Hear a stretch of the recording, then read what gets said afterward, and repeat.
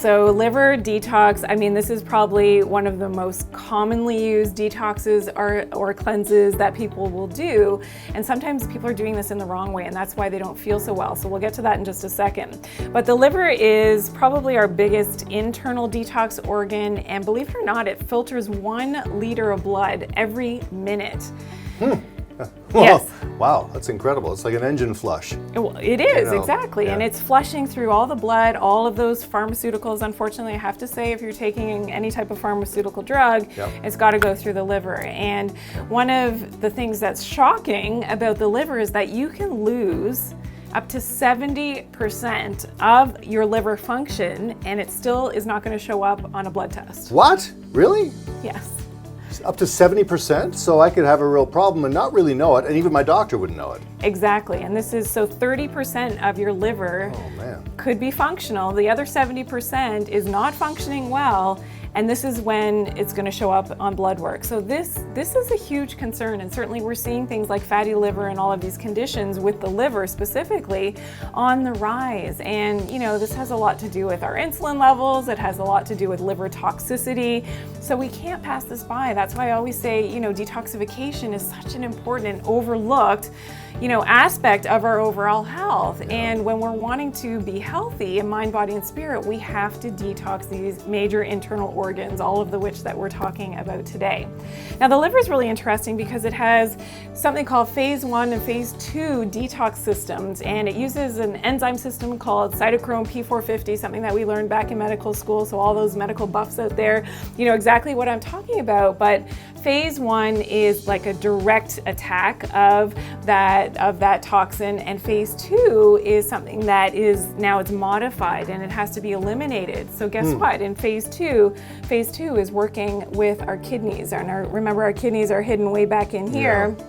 So the liver and kidneys are working hand in hand with one another, and this is one of, you know, the drawbacks of the unhealthy cleanses and detoxes out there, is that you could be pushing, so let's say you're just doing a liver cleanse, you could be pushing that toxicity from your liver cleanse to the kidneys or to the colon. And this is why people who do these liver cleanses, and it blows my mind because it's crazy, because they're not feeling well when they're doing their cleanses. And why is that? Well, they're just cleansing the liver, they're pushing those toxins to the kidneys, they're pushing those toxins to the colon, and they're not ready to deal with that toxicity. So that's why they get the headaches, that's why they get the frequent bowel movements, and that's why when you do it the wrong way in terms of detoxification, especially when we're talking liver toxicity and liver cleanses, then you're sort of setting yourself up to not feel well, and it need not be this way. That's why, you know, we're sharing this video today.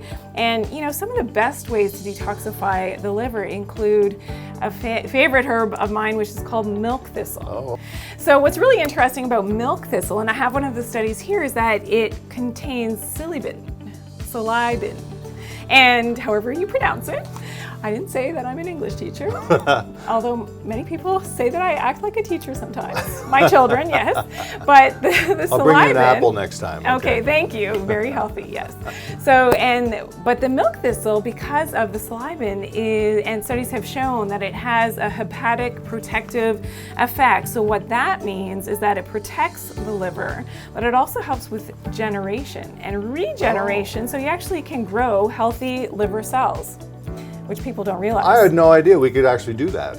Yeah, so the human body's amazing, isn't it? Oh, it is, and this is the one organ. Well, the kidneys can do it as well, but the liver can regenerate itself, so that's incredible. Yeah. But also, the psilocybin is anti-carcinogenic, so that's really important when we're talking about, you know, and the studies have shown that in terms of protecting our overall health, that we are using the milk thistle as part of our liver detox.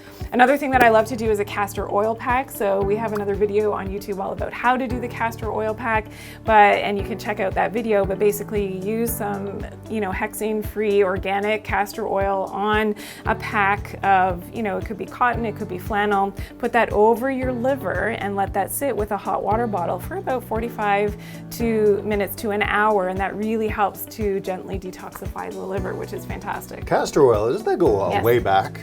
It goes way, right? way back. Little House on the Prairie kind of stuff? way back, and it's one of the, when we look at ancient secrets, Edgar Cayce was one of the people that used to go into a trance. His story is so phenomenal and very interesting. So that whole mind body spirit connection, he would go into a trance and he would be able to read people's energy, much like a medical, intuitive medical medium, and this castor oil pack came up as the treatment of choice for so many people. And why? Because it detoxifies the livers, and the liver being, again, one of our major internal organs of detoxification. Another thing that I love is lemon in water. So lemon in water is a great way to gently detoxify the liver. If you get liver spots on your hands, then that could be an indication that your liver is toxic, so you may want to include some fresh lemon in your water. And in your diet, eating more greens. So eating the bitter greens, especially like arugula, would be something fantastic to add into your salads, into your smoothies. It can be a bit of, if you don't like bitter, you got to get used to it a little bit. But that's a great way to get some of that liver blood flowing and detoxifying the liver in a natural way. So the liver spots in your hands, going back to that for a second, Yes. that's why they were called liver spots, I guess, in your hands? Exactly. I've never known. I just know that's the name for them. Exactly. So amazing. All right, we've talked about grief, we've talked about worry, and we've talked about fear. What's the emotion that's related to the liver?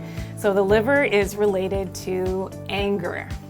So this is, so for people who have anger issues, let's say, they can be developing issues in their liver, or I always say, is it the chicken or the egg? So what came first? Was it the, liver? The anger or the liver? Yeah. Yeah. Right. So was it, the liver that became toxic? Maybe it was alcohol, maybe it was, it could be other environmental toxins that caused the anger. And, was it coming from the liver first, creating the anger, or was the anger creating the liver problem? Who knows? But I'm just putting it out there. If this rings true for you or any of your loved ones, there may be definitely a need to take a look at your liver health and do frequent detoxification in the right way, in the safe way, to get those toxins out so that you can help perhaps the anger issues. Anger. I never would have known.